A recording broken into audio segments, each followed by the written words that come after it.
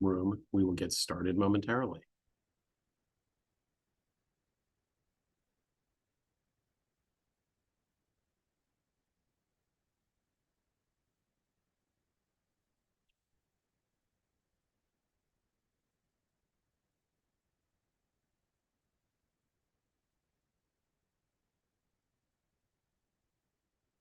Hello and welcome to WITA.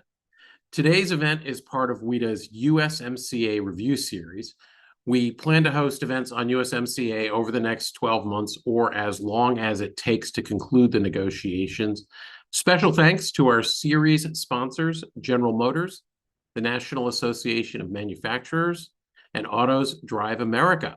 If you'd like to learn more about sponsorships or this series, please go to our website, www.wita.org,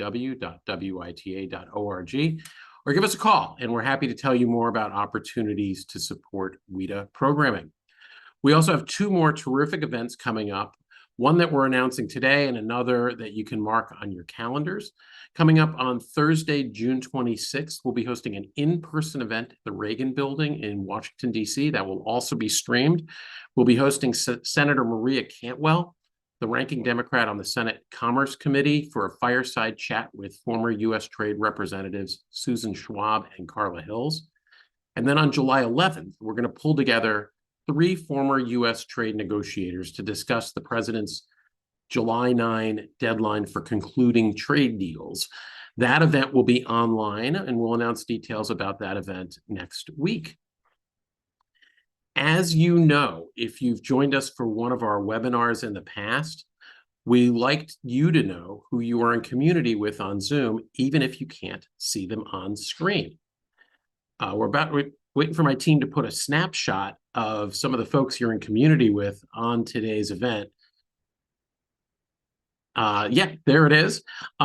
We just realized that there's you're here with a lot of people from all over the world, and sometimes you don't know who those folks are. Now, you're not going to see them all on screen, but we like to just flag, bring to your attention all the amazing folks who are here from across the U.S. government, the international governments, students, and all over the world. We'd like to do a little shout out. As you know, we call out some of the names of some of the people you're here with. So big shout out right now to Robert Tanner, a Deputy United States Trade Representative for ICT Services and Digital Trade. Mamie Clark, a Senior Trade Advisor at the U.S. Department of Agriculture. Christina Sharkey, Executive Director of the Office of Western Hemisphere at the U.S. Department of Commerce. And Samantha Tate, Division Chief for USMCA Monitoring Enforcement at the Department of Labor. Welcome, Robert, Mamie, Christina, and Samantha. And don't worry, we're not going to ask you to turn on your cameras. We just wanted to give a shout out to you and the 136 U.S. government officials who signed up to attend today's webinar. It's an honor to have you join us here today, and welcome to everyone in the U.S. and around the world who's here with us. If you're watching this on Zoom, you can ask questions of our panel on Zoom using the Q&A tab. You should have also received a copy of today's event program by email, and that email contains a link to our panelists' biographies. I'd like to now invite our panel to please turn on their screens. Thank you. We have Meredith Lilly, a professor and Simon Reisman Chair in International Economic Policy at the Norman Paterson School of International Affairs at Carleton University. Daniel Covarrubias, Director of Texas A&M International University's A.R. Sanchez Jr. School of Business and the Texas Center for Border Economic Enterprise Development. Glenn Hamer, President and CEO of the Texas Association of Business. Joshua Meltzer, Senior Fellow of Global Economy and Development and the USMCA Initiative at the Brookings Institution. Cesar Remis, Managing Director and Trade Envoy, and the former head of Mexico's USMCA Implementation Office. And when we started to pull this panel together, there was only one person I thought of to moderate this amazing panel, with so many different stories to tell. Eric Farnsworth, the former head of the Washington office and the Council of the Americas and the Americas Society, and a great friend of WITA. Eric?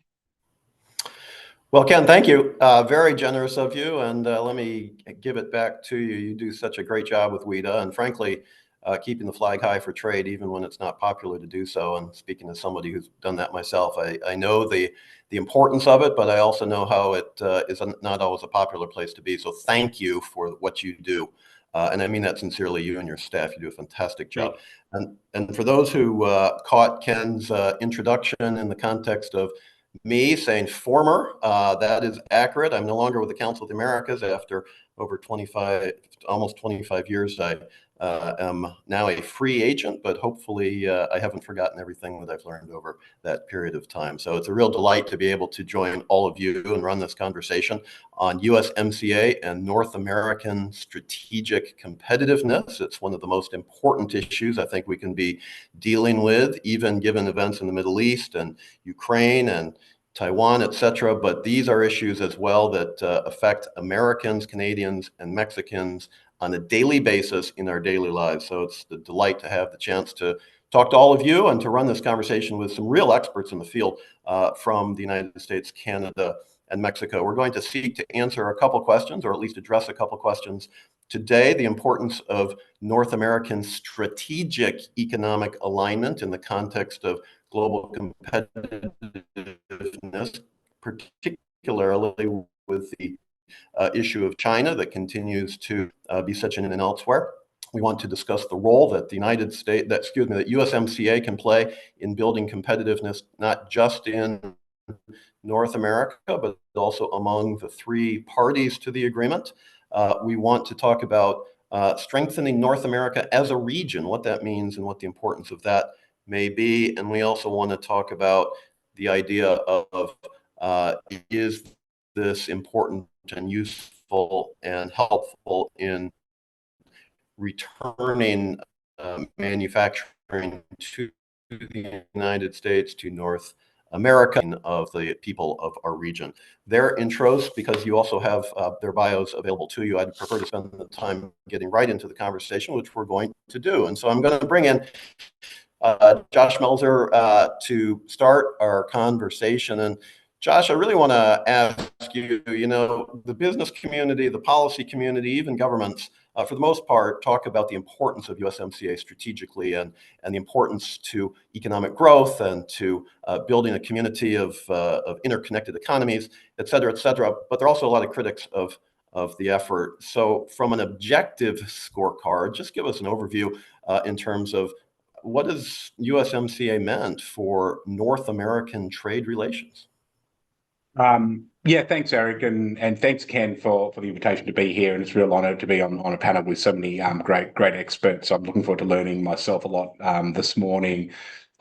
So USMCA came into effect in the middle of 2020. So we've sort of had, 4.5 years, coming to 5 years of USMCA. And so we have had some opportunity to look back and understand its impacts. Just a couple of high level, I guess, data points to start the conversation is that since USMCA came into effect, North American trade is up close to 50%. So it's really turbocharged, I think, the North American system.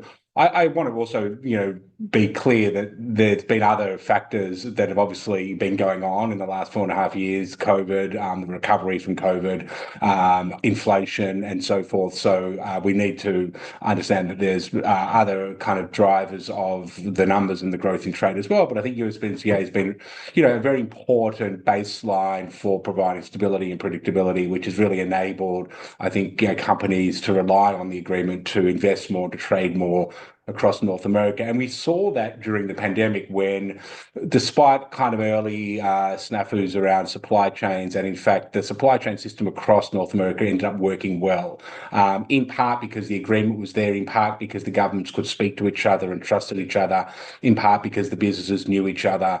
And so it really was a confluence of factors which I think highlighted the opportunities that North America can provide in terms of delivering when there is very turbulent and uncertain times. And I think that is increasingly true today, and we can talk more about that as well, of course.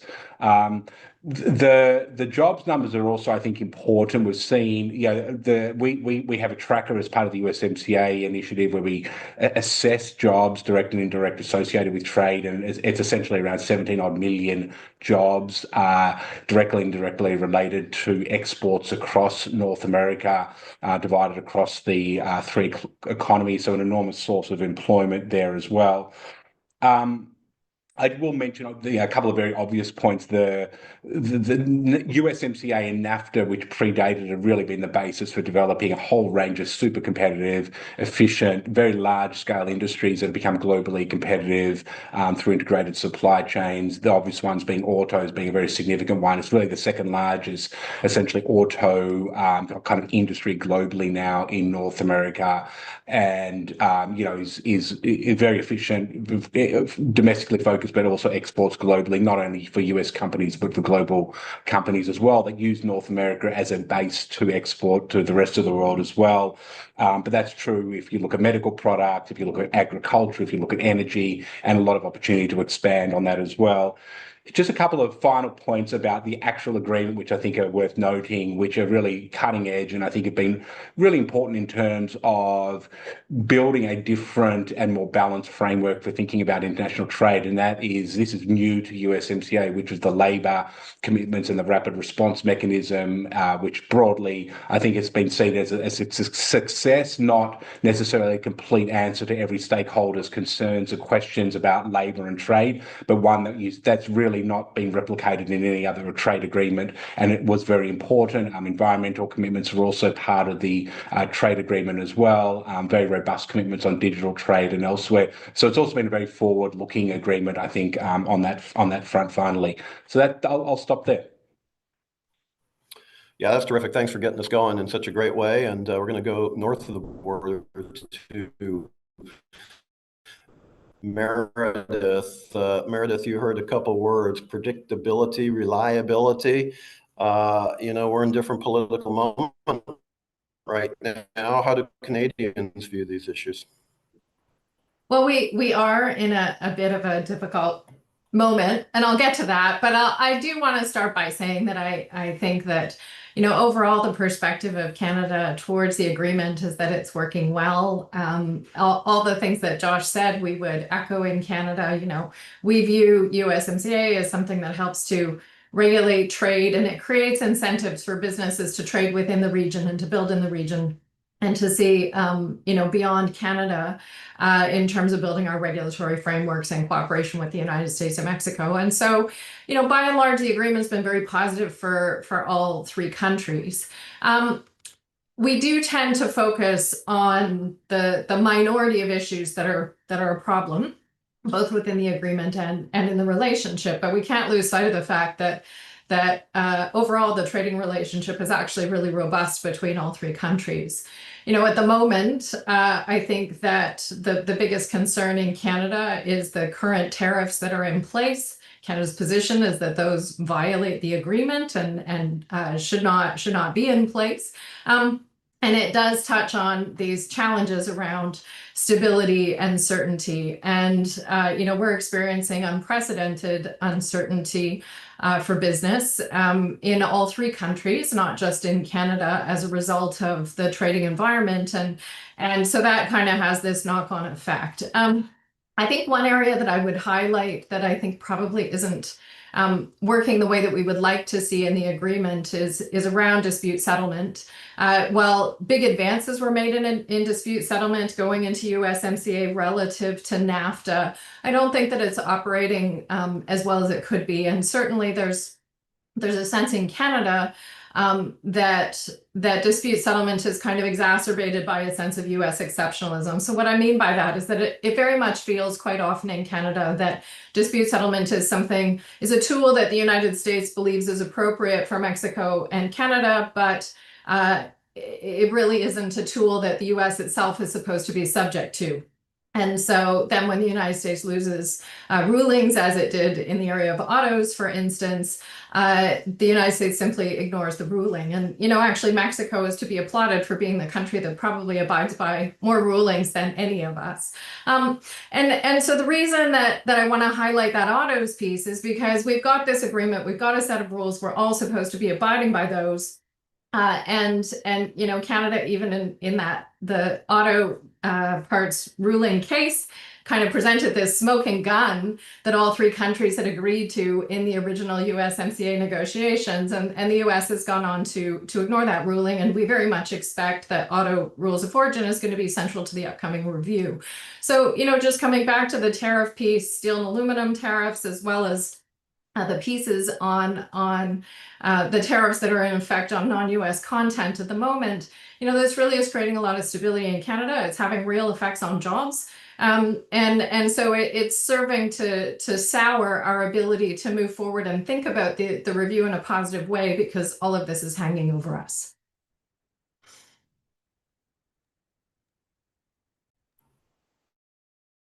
Thank you. That really gave us a great perspective, and frankly, I imagine that the next speaker, Cesar Remis, from the Mexican perspective, will echo some of that, particularly on the tariffs front. Cesar, I'm going to bring you into the conversation.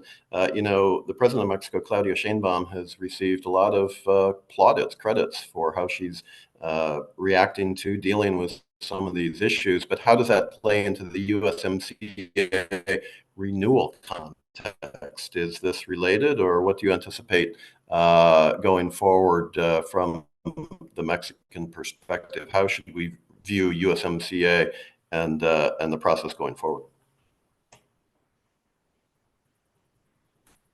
Thank you, Eric. And well, yes. Well, and first of all, let me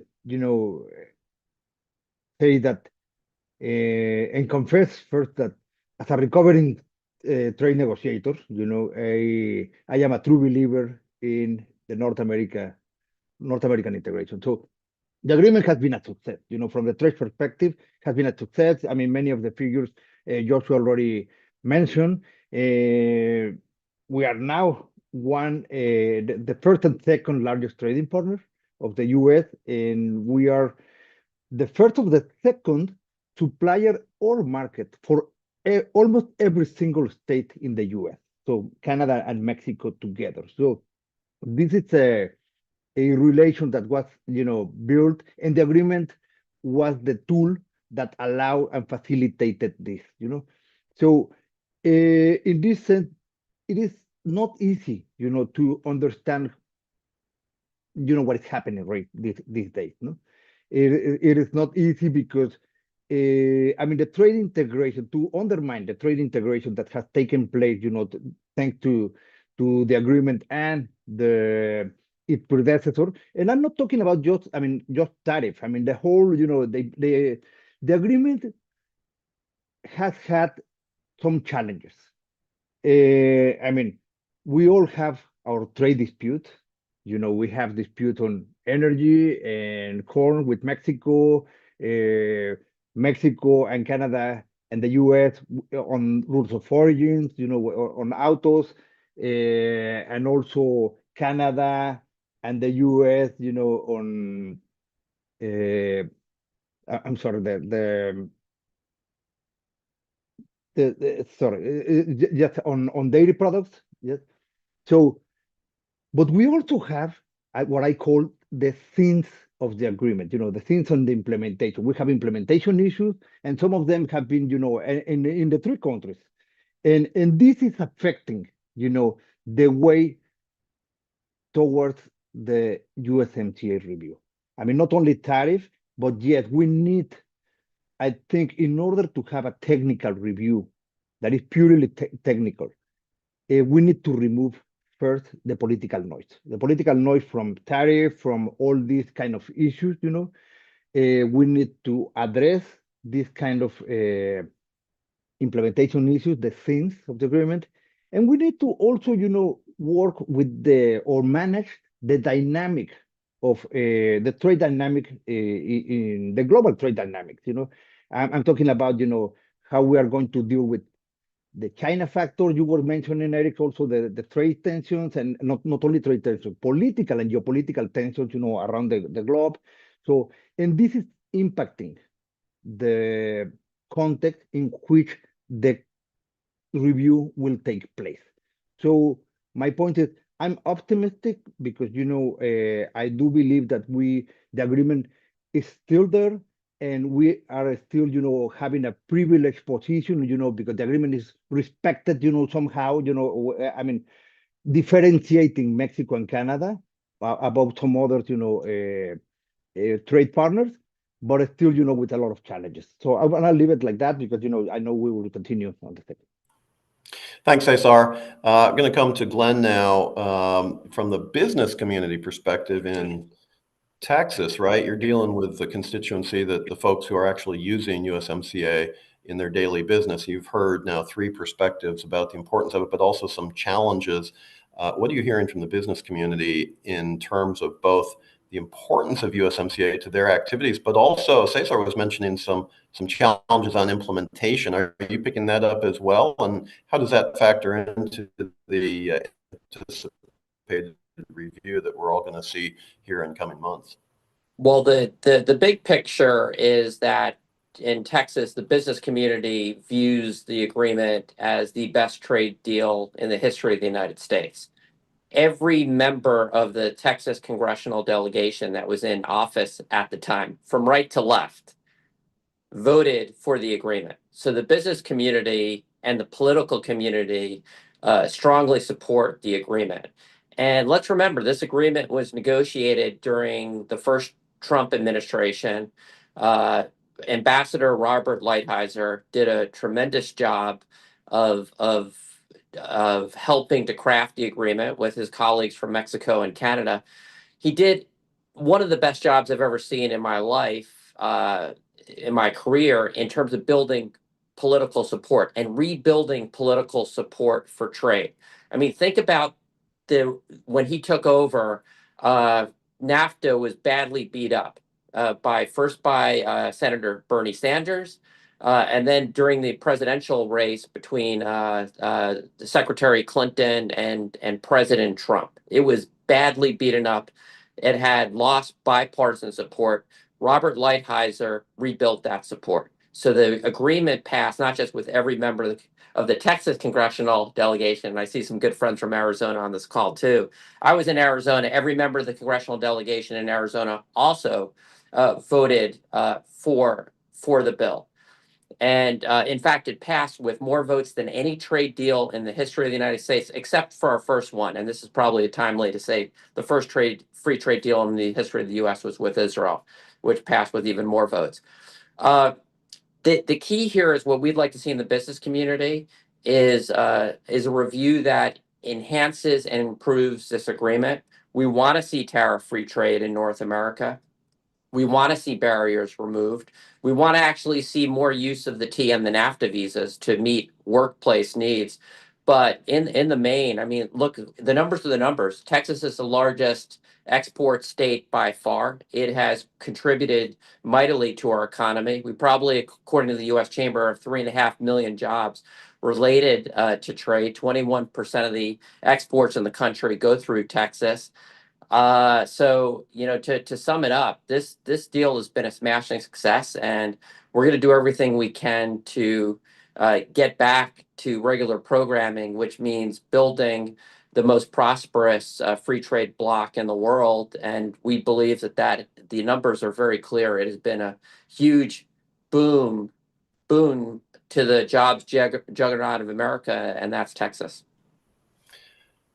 Glenn, thanks. And thank you also for raising the Arizona perspective as well. I know you have strong ties to that particular state, so well done.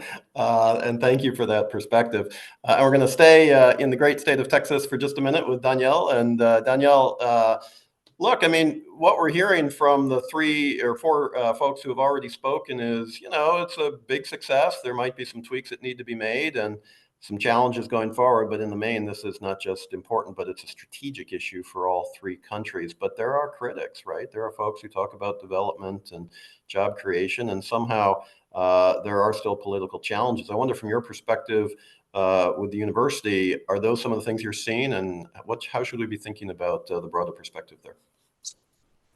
Well, thank you. Thank you first for having me here. Great panel. Everybody's made very valid points. I think there's no doubt that the numbers tell you that it's been a great agreement, even since NAFTA, right? I mean, we've seen trade grow, we've seen employment grow. Yes, you're right that there's some critics and that there's some places where employment has taken some hits, right? But I think that would be independent of NAFTA or the USMCA, right? I think it was just trends of globalizations going on, and we're going through some trends of regionalization right now. So those go with or without these trade agreements. But I don't think there's a doubt in the numbers that everybody said right now that this has been beneficial for the three countries. Texas, and I'm here at the border, right? I live this on a day-to-day basis because I'm here in Laredo, and Laredo, Texas, because of these trade agreements, has become the #1 port of entry into the United States, right? And taking account for seaports, airports. I mean, tiny Laredo with its 250,000 people that we live here, is the #1 port of entry, and that's because of trade, right? So we did a recent study on the impacts that these tariffs could have on employment in the United States and Mexico. We haven't finished the one for Canada, but we identified, just in two sectors that we studied, manufacturing and agriculture. For the United States, we identified 4.3 million jobs that were exposed to tariffs on these sectors. And for Mexico, we identified 4.1 million jobs that were exposed. Like I say, we haven't gotten to finishing the Canada one. I'm sure we're going to find millions of jobs also there that are exposed. So it's a big deal. So everything everybody has been saying about the key to the review or renegotiation or whatever is going to happen, I'm for it, right? And I'm for it being taken, not waiting into 2026, going forward right now in 2025. And we've been working a lot on proposing how that USMCA 2.0 can look, right? Proposing frameworks for it. And I'll stop here because I'm sure we're going to get into questions about what's going to happen going forward and things like that. But having set the numbers for Texas, for Laredo, I mean, Texas total trade with Mexico is $281 million. Laredo just last year had $339 million coming in through its port of entry. So there's a lot of money, a lot of jobs on the line, and this is something that has really worked in favor of the three countries. I've been to Laredo, Texas, both to the university where you are, TAMU, and also to the border. And those who have not been to the border to see literally truck after truck after truck crossing the border between Mexico and the United States and vice versa, it is a phenomenon, and it really brings home the importance of global trade to North America, to the United States, certainly, but it really is something to behold. And so I would encourage those who are interested in going to Laredo, Texas, to put that on your bucket list and make your way down there for that purpose. Josh, I'm going to come back to you. So we've set the table. We seem to have a pretty favorable view of the USMCA. There's a question that's come on, and that's the direction I was from the Q&A in the chat, and that's the direction I also wanted to go.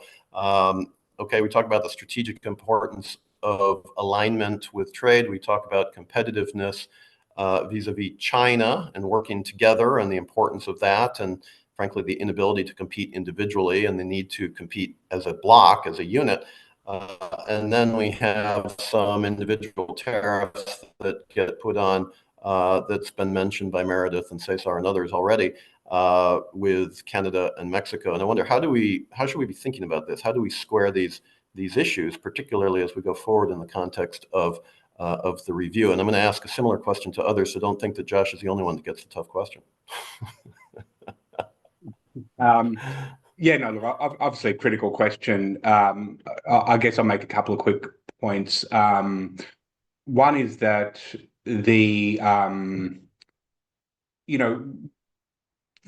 one of the kind of challenges that China, I think, presents North America, and this has been true since really the US started putting tariffs on China during the first Trump administration, is that it has created this incentive to circumvent US tariffs via Canada and Mexico, and that has been happening. I think it's been happening a little less than the numbers suggest, in part because there's been a lot of inflation, which has pushed up the numbers.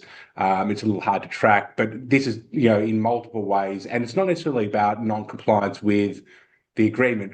There are just new concerns about exposure and further integration with China that US policy is obviously aimed at sort of disentangling at the moment, but which gets sort of essentially undermined when you still have more trade coming in through those two countries. And this can be via supply chain integration as well as foreign direct investment. So it raises new and difficult policy challenges. But I think this gets to this question around, when thinking about China from a US perspective, I think one of the things that's become clearer over the last year or so is that there needs to be a much greater kind of cooperation and alignment across North America in order to address this circumvention issue. And I think kind of just to sort of, the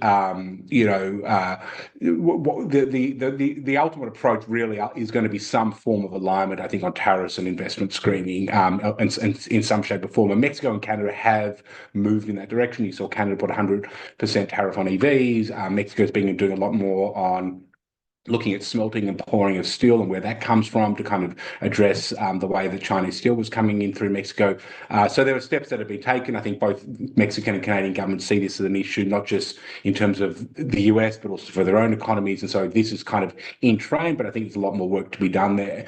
I will say that, when thinking about North America, the other piece is that I wouldn't so much phrase it as can't compete individually. I don't think in the US that is an argument that resonates strongly, but I think it's the view that whatever the industry is, these are sort of very long-term investments and very kind of sophisticated supply chains that have really been built up over decades. And in an environment where there is kind of rapid competition with China, I think autos and EVs like a critical area, for instance, where China is now the world's largest, producer and exporter of EVs globally.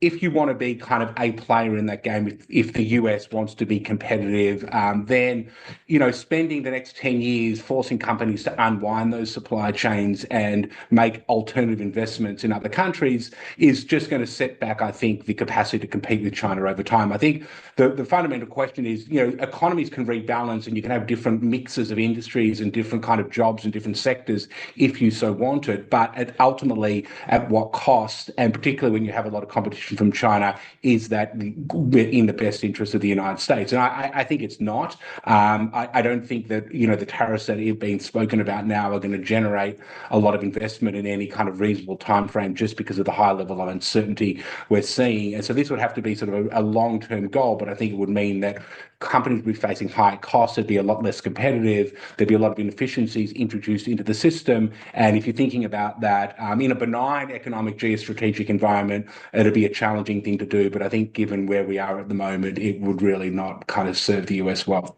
Thanks.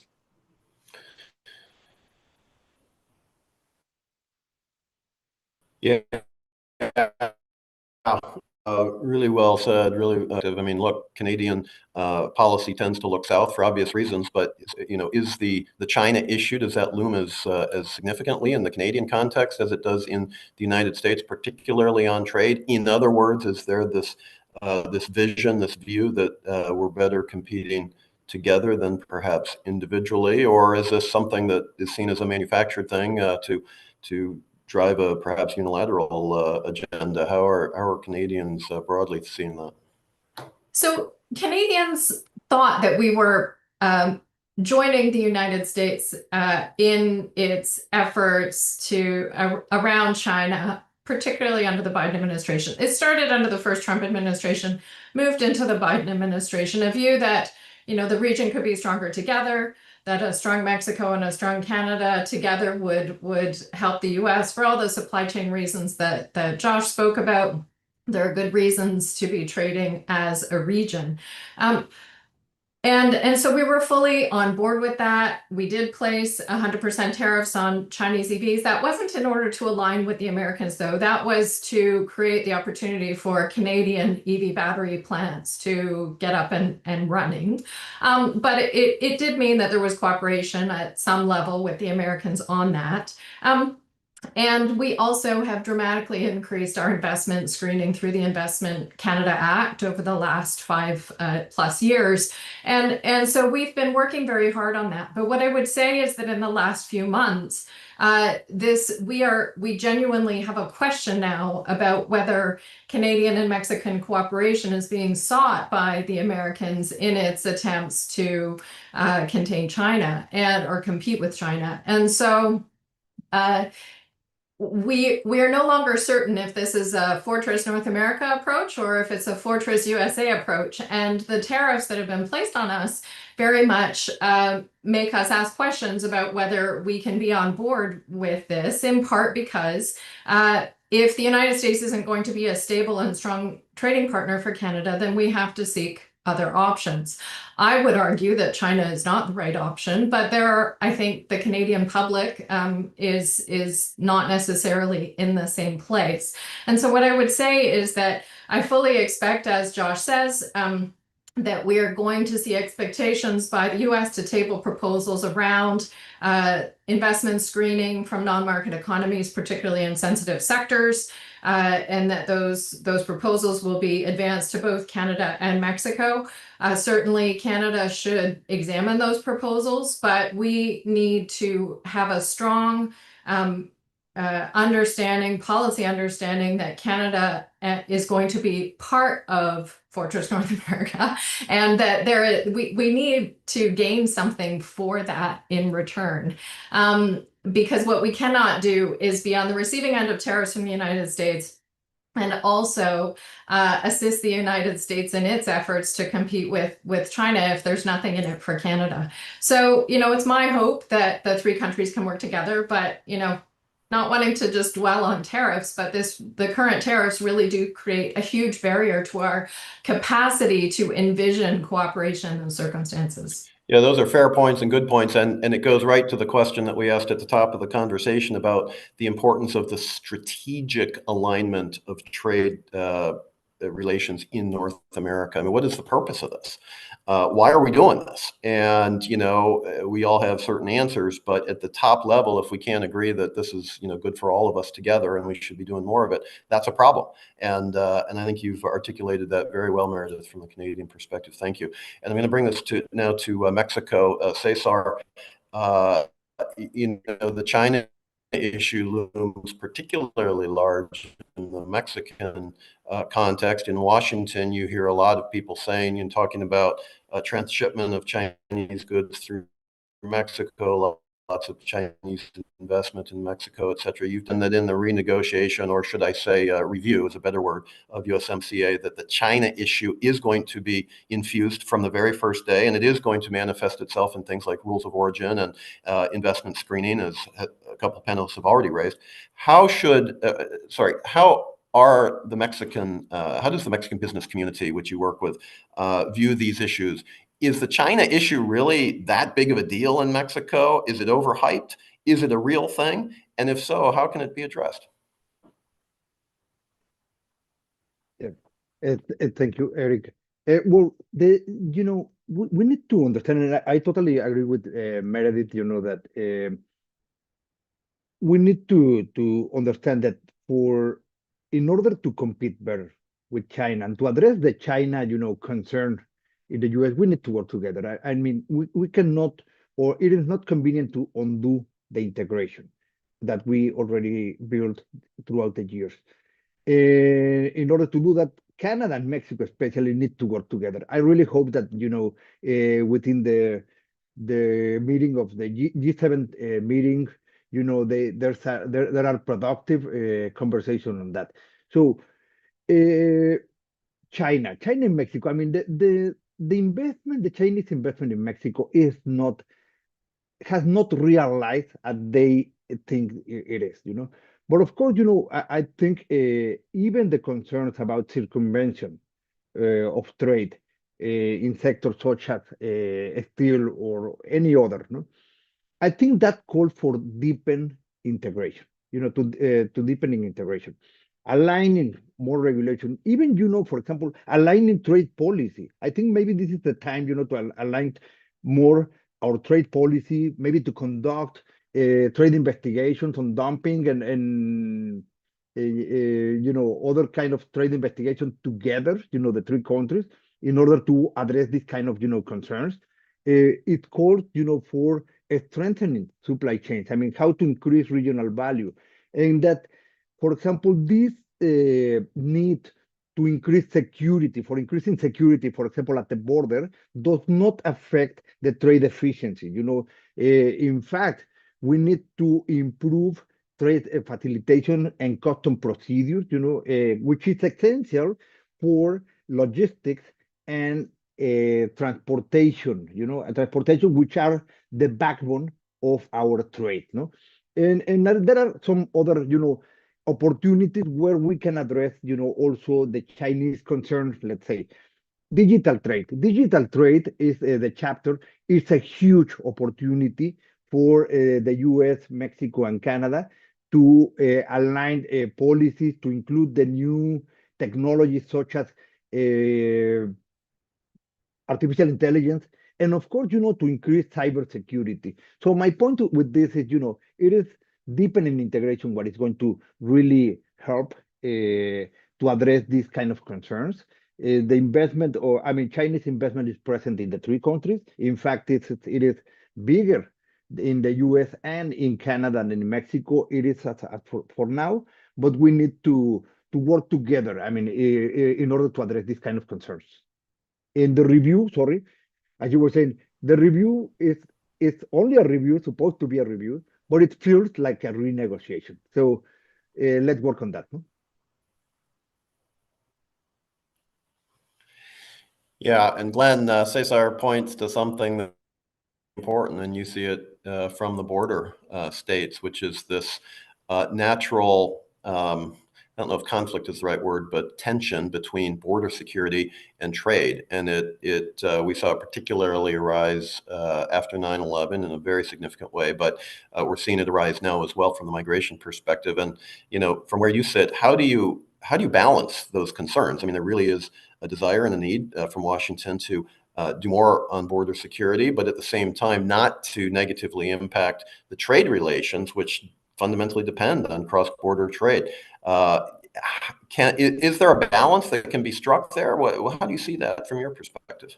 Yeah, well, the administration has been wildly successful and probably one of the greatest public policy successes in U.S. history in sealing the border. I mean, there's probably more illegal entrants going into Canada now from the United States than from Mexico into the United States. It's been a remarkable success, which actually gives us great opportunities to do more finally on visa and labor migration issues that we haven't had the chance to do in decades. So the Trump administration campaigned on that, and they have been wildly successful. When you talk about the China issue, the fact is, we're in the NBA finals right now. The U.S. needs our teammates, Mexico and Canada, to be strong. We build things together. When we're talking to a lot of Texas companies, even think about Tesla. There's a lot of parts they get from Mexico, and I would expect the same from Canada. So for our Texas-based companies to be most productive, this is a big reason why we're talking about the importance of tariff-free. And when I mentioned people in the administration, when you think about Liberation Day, there were sort of two different camps within the Trump administration. One was the U.S. against the world, tariff everyone with very high tariffs. And there was another camp, I'll call it the Bessent, the Treasury Secretary, Scott Bessent camp. Let's use this opportunity to rebalance trade with China and bring supply chains back to the United States. And to me, when I hear the United States, that we can only do that truly effectively if we include our neighbors, friends, and allies, Mexico and Canada, particularly when you think about things like critical minerals.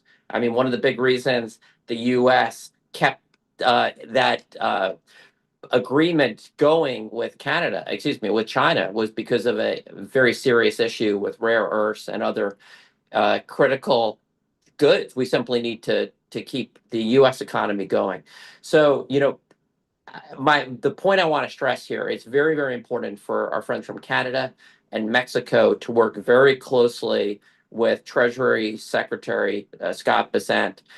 There couldn't be a better person that actually understands macroeconomic trends in that position than the current Treasury Secretary.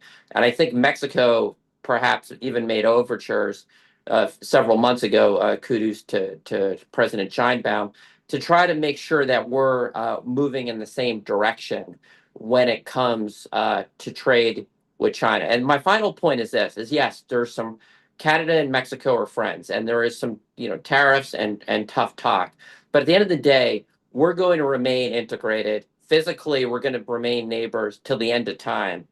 And it's a much better bet to deal with the United States and to have the strongest possible relationship than, say, with China, which, just for the record, executed 5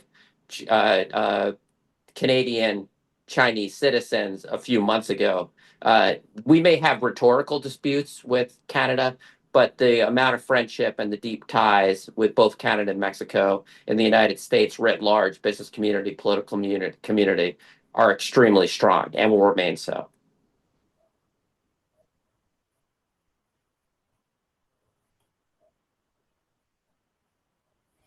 As you say, we're going to be together until the end of time. So that's absolutely right. Thanks for those comments, Glenn. Daniel, to you, you've done a lot of work in terms of what USMCA 2.0 might look like. You've got a couple of specific thoughts on that.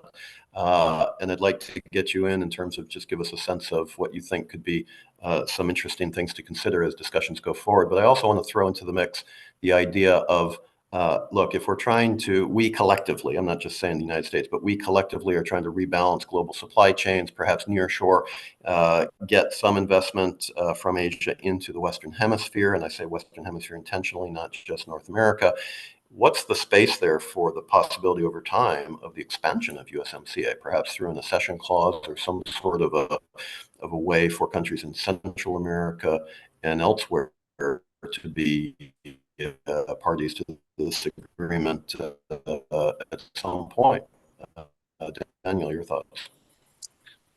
Well, I think that's a valid point, but I first think that we need to take care of what's on the line right now, which is the review of USMCA. And like you said, we've been working. I mean, they've been keeping us quite busy with our research, and we've been working on trying to set a framework on what USMCA 2.0 can look like. And for that, we've done it through several phases, right? The first one of which I co-wrote a proposal with Ambassador Jerónimo Gutiérrez, ex-ambassador from Mexico to the United States. And we wrote a proposal called the Binational Customs Agency. And what we were proposing there was to bring together CBP and ANAM in some sort of joint way, right? There's very good communication at a local level between these two agencies, but there's something that I call a digital wall between them, right? There's no communication protocols between their systems, so they work on separate silos, not sharing enough information, not having enough traceability, visibility, and so on. So our proposal was to bring them together to try to form a binational customs agency under the model of the CILA or the model of the NAT Bank or something like that, right? That could keep two different sectors, but at the same time bridging that gap that exists between them, right? So that was one of them. We didn't touch upon Canada just because of our lack of knowledge on customs procedures over there, but I mean, this has to go, and it would be great to have a North American customs agency, right? That could drive efficiencies, could drive better wait times at the border, could drive more security, and so on. Having touched upon the security issue, I have been a proponent for a long time of not mixing economic prosperity with security issues, but now there's no way around it, right? I actually just wrote on how North America has to take a hold on shared security and shared prosperity going forward. It has to be the three nations working together on it.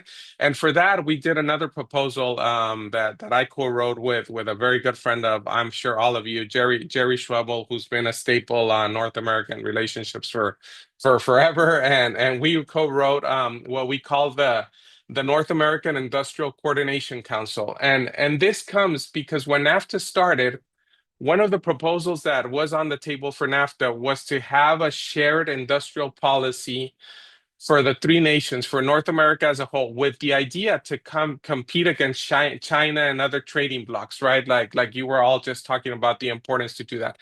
But NAFTA started working so well that everybody forgot about that shared industrial policy. So our proposal there is to once again work on that, right? To take advantage of Mexico's manufacturing base, which is clearly there, Mexico's demographics, which are better than the other two countries, the United States research, development, innovation, smart manufacturing capabilities, which are clearly there, Canada's natural resources, which none of the other two countries have, and to build an industrial policy that works for North America as a whole, and not that each country has its own independent industrial policy. I think if we're going to go forward, like we're proposing with this USMCA 2.0, it has to be deepening the integration that is already there and deepening it through these mechanisms that we're proposing. And then from there, we can build, Eric, to what you're saying of bringing in Latin America and the Western Hemisphere and so on. Yeah, what you're saying is something I've written and spoken about in terms of looking at this in order to put America first. You really have to put the Americas first, because you can't achieve the goals of, in terms of economic development and security and all that without our economic and security partners in the Americas. It's just not possible from my perspective. So thank you for raising that. Look, we don't have a whole lot of time left. We've got maybe 10 minutes if we can squeeze that out, or maybe less. But I do think we have time for everyone to get one final word in. And we have a couple of questions that have come. And thank you for those who have submitted. And so we don't have, this isn't a lawyer's conversation about the intricacies of dispute settlement, but I want to put it in the context of the final question that I want to ask to each of you, starting with Joshua and going around again. And that is, if you had a magic wand in 2 minutes or less, how would you change, or what would you think about, or how would you move forward in the USMCA 2.0 context? What would be the key thing that you want us to take away from your perspective of how we move forward in this environment, and if anybody wants to specifically address the dispute settlement, feel free to do that. Joshua, to you, please. Sure. Look, I'd probably actually start out by saying, I know, I think Cesar maybe made this point about whether the review, there's been this, I think, hope that the review of the agreement would be, fairly pro forma, and that would recognize we're really only sort of a short period into the agreement. A lot of the core provisions, say, around orders were still coming into effect this year. And so I think, the overall assessment, the agreement's been working quite well in a very large, complex relationship. You wouldn't expect it to be perfect. But I really think there's always been an argument out there to, recognize how well it's been doing, identify probably some work streams where we want to do more, but don't really kind of make major changes to it. It's probably not the world we're in, but I'll say I do think that in another environment, I think that would be a very sensible kind of approach to take.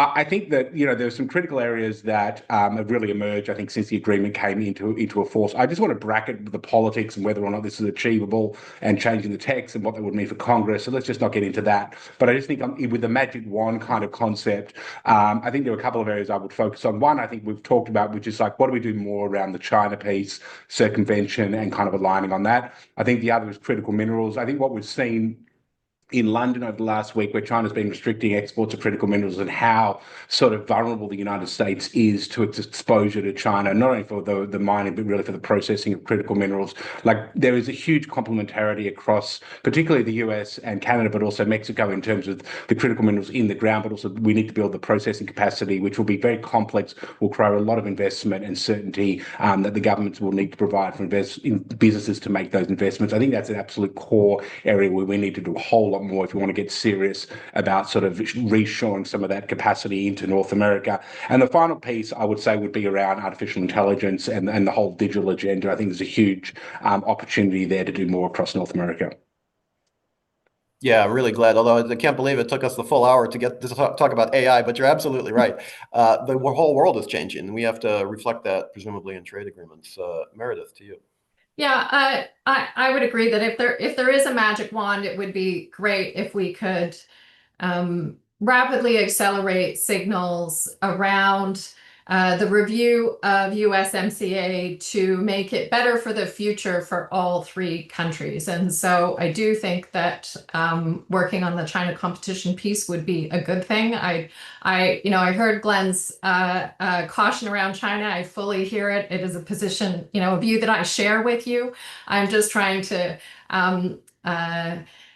share also a perspective that you do here in Canada around the concerns on this. And so finding ways to work together on critical minerals, AI, I think that we have to recognize that vehicles was the beginning of this trade agreement. It started with the Canada-US Auto Pact. It became the Canada-US Trade Agreement. It then moved on to be NAFTA, and now it's USMCA. So vehicles have always been core to this trading relationship. I think it's essential that they continue to be, that all three countries can continue to anchor their economies around cooperating together and competing together on vehicles. And, the critical mineral AI piece of this, where Canada's got the natural resources, Mexico has the labor, and so on, would be great. And so I think also it's essential to send these strong signals of certainty and stability to the business community, because as Glenn mentioned at the beginning, business has been overwhelmingly positive about the agreement. And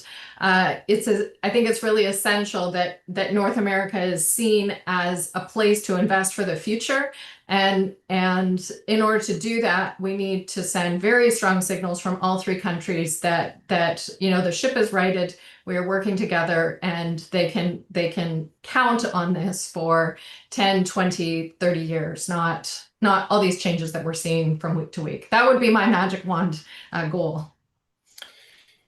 In 1992, I was a very junior trade negotiator at USTR during the NAFTA discussions, and part of that team. And I can confirm, Meredith, that autos were central to the discussion back in those days and continue to be. So well said. Cesar, to you for some final thoughts.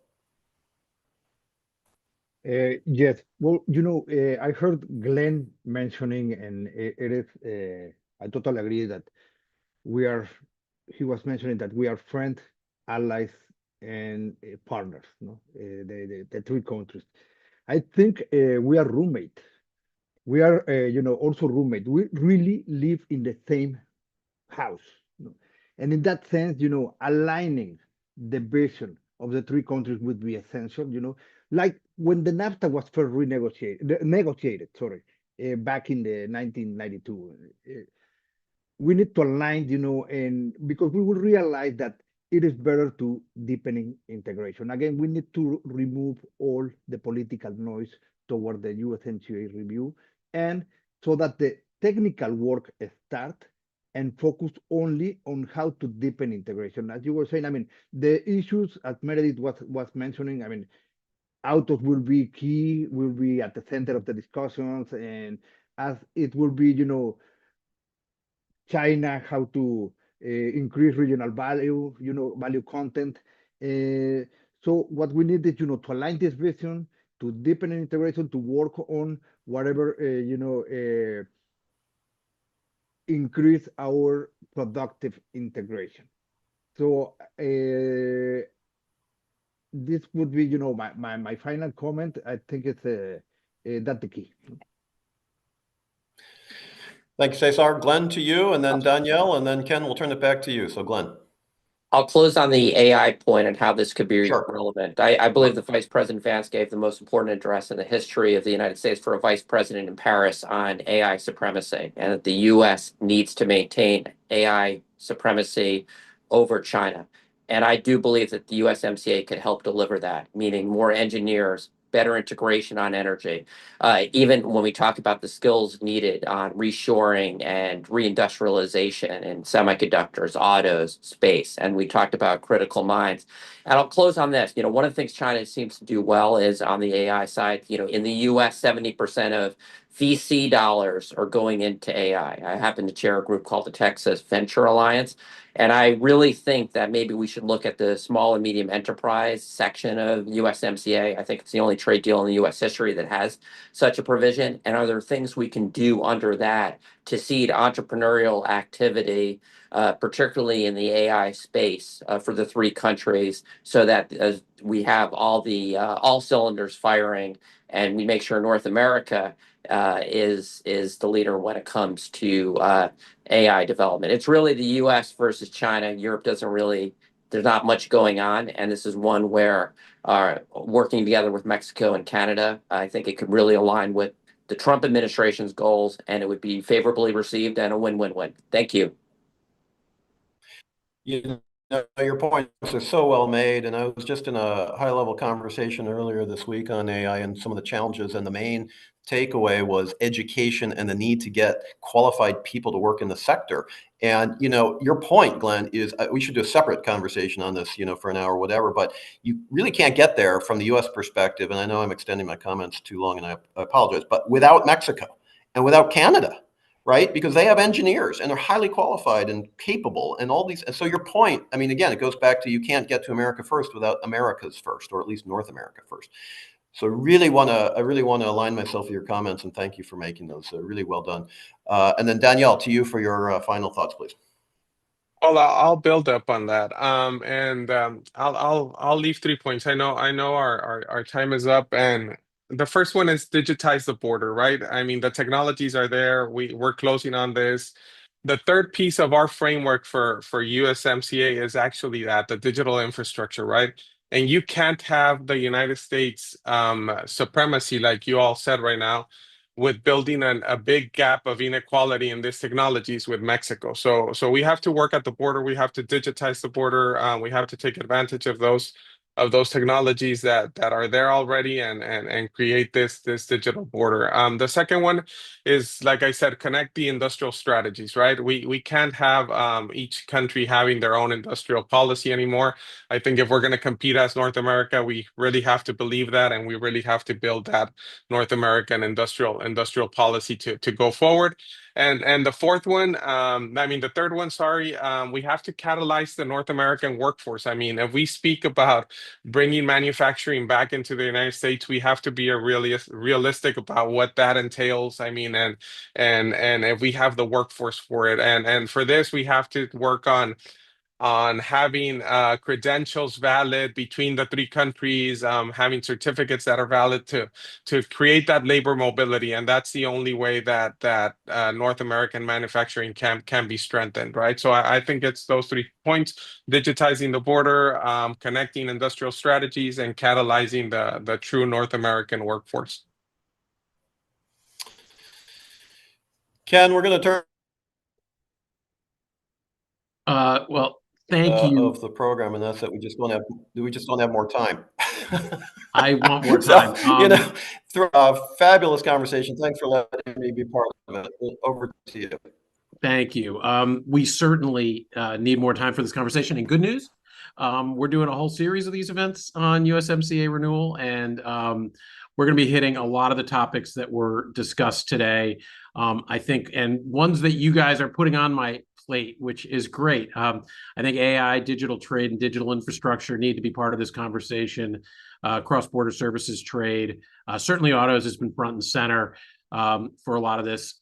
Critical minerals, I think it was alluded to briefly, but we need to get more into that this is part of the answer to the crisis that's been going on with critical minerals over the past few weeks. Agriculture, there's just energy. There's so much for us to cover, so much to talk about. You guys touched on so much of it. Thank you. Really thoughtful conversation and great interventions. Josh, great to see you again. Eric, thank you for everything. Glenn, great to have you on. Danielle and Meredith, thank you. Really grateful to all of you. Cesar, thank you all for being with us today. Great conversation. We hope to have all of you back again. Wishing everybody a good weekend, a safe weekend. Be well, and we look forward to seeing all of you again on the WITA platform. Thanks to all of you, and thanks to everybody who was watching today.